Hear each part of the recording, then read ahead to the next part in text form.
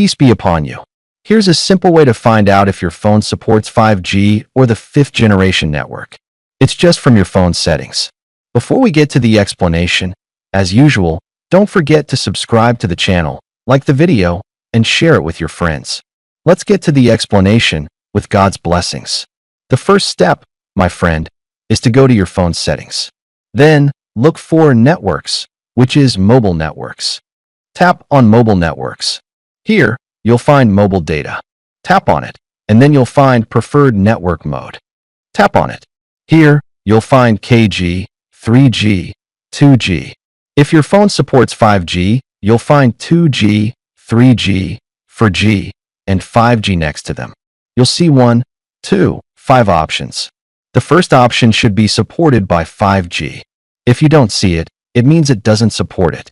You can also update your phone. You might update your phone and have the feature available. The update process is simple. Go to Settings, then Updates, then System, and update your phone system if an update is available.